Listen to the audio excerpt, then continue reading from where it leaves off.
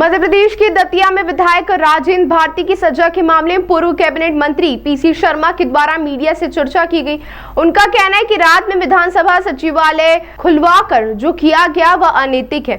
हम high court और supreme court तक मामले में जाएंगे और हमें जरूर न्याय मिलेगा। दरअसल इंदौर में राम राज्य की ओर चलो अभियान के तहत कांग्रेस के वरिष्ठ नेता और पूर्व कैबिनेट मंत्री पीसी शर्मा इंदौर पहुंचे। उन्होंने मीडिया से चर्चा के दौरान कहा कि कांग्रेस एकजुट है, किसी तरह की कोई समस्या नहीं है, लेकिन जिस तरीके से यह पूरा काम किया गया है वह कहीं तरह से सवाल खड़े कर रहा है। लेकिन हमें कानून व्यवस्था पर पूरे तरीके से विश्वास है और आने वाले समय में हमारी ही जीत होगी। जी विधायक, इनके लिए एक हाईकोर्ट दिल्ली का एक डिसीजन आया। डिसीजन पहुंचा नहीं, लेकिन रात के 11 बजे विधानसभा खोल के वहां के पीएस और उनके अधिकारी हमको ये खबर लगी कि वो कोई सहजता खत्म कर रहे हैं। मैं पहुंचा वहां पे और हमने वहां बात की, भाई आप इतनी रात को यहाँ क्या कर रहे हो।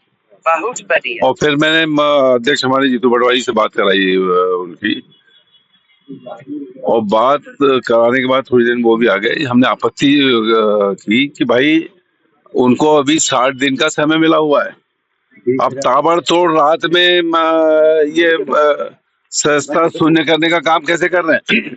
हम लोग इसके लिए कोर्ट में जाएंगे। कोर्ट है, और एक चीज, ये पूरा का पूरा मामला राज्यसभा से जुड़ा हुआ है। भारतीय जनता पार्टी तीसरी सीट पर कब्जा करना चाहती है, उसके लिए एक एक करके सस्ता खत्म कर रहे हैं।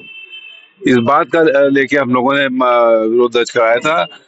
और जिस तरह से राहुल गांधी की सस्ता खत्म की गई थी संसद से, और वापस सुप्रीम कोर्ट ने रियायत देके उनकी सस्ता बहाल हुई, राजेंद्र भारती जी की संस्था भी मध्य प्रदेश की विधानसभा में उसी तरह बहाल होगी। विधायक रहेंगे और राज्यसभा के चुनाव में ऐसे विधायक वोट डालेंगे। ये षड्यंत्र कर रही है भारतीय जनता पार्टी। कांग्रेस उस षड्यंत्र को बेनकाब करेगी और राज्यसभा इनको लेने देंगे। पूरी जितने विधायक है सब एकजुट हैं। ये कांग्रेस रामराज की ओर चली, ये किस तरह का अभियान है? देखिए, रामराज कांग्रेस ये एक सम्यक अभियान चल रहा है।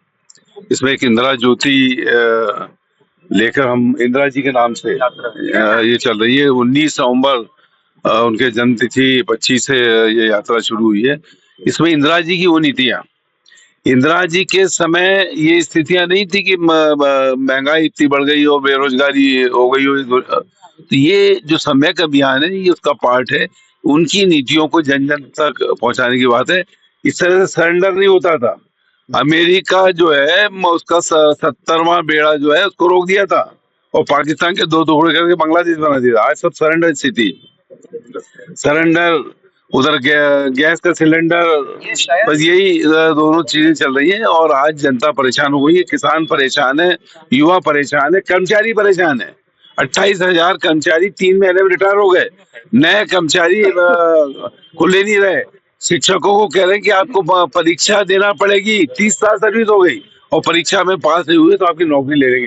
तुम नौकरी लेने के लिए काम करो या नौकरी देने के लिए?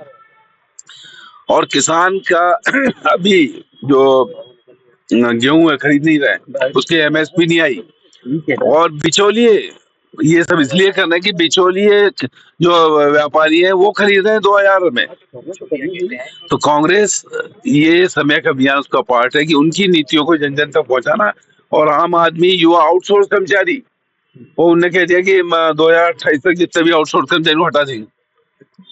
तो ये कर्मचारियों की लड़ाई, और उनको उनका अधिकार मिले, चाहे वो संविदा वाले हों चाहे आउटसोर्स वाले हों, युवाओं को रोजगार मिले, ये सभी सम्यक अभियान का, इंदिरा ज्योति अभियान का एक पार्ट। अध्यक्ष जी को प्रेस कॉन्फ्रेंस करना चाहिए तो वो उधर उनके मंत्री विश्वास सारंग अलग कर रहे हैं, अध्यक्ष अलग कर रहे हैं।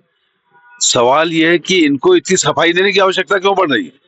आप कोर्ट के आगे, उनको अपील का जो टाइम मिला है, अपील के बाद जो कोर्ट का डिसीजन आता है तब तक इंतजार करने को तैयार क्यों नहीं है? सवाल उस बात का है कि इंतजार कीजिए ना जब तक जो कोर्ट का डिसीजन आएगा। राहुल गांधी के मामले में मुंह की खानी पड़ी थी। अब फिर मुंह की खाएंगे। और जब मैंने जैसा कहा कि राजेंद्र भारती जी की संस्था बहाल होगी, ये बाबा साहब अम्बेडकर का संविधान है जिसके तहत हर चीज की एक प्रक्रिया है। उस प्रक्रिया से पहले आप संस्था, जिस आदमी को 2 लाख लोगों ने, जनता ने चुना हो, उसकी संस्था रात के 12 बजे एक विधानसभा का पीएस नोटिस भेज के खत्म कर देगा। शर्मा जी, क्या लग रहा है, ये संविधान के खिलाफ है। क्या लग रहा है तीसरी सीट जीत पाएगी कांग्रेस मध्य प्रदेश में? है? कांग्रेस तीसरी सीट जीत पाएगी मध्य प्रदेश में राज्यसभा की? डंके की चोट पे।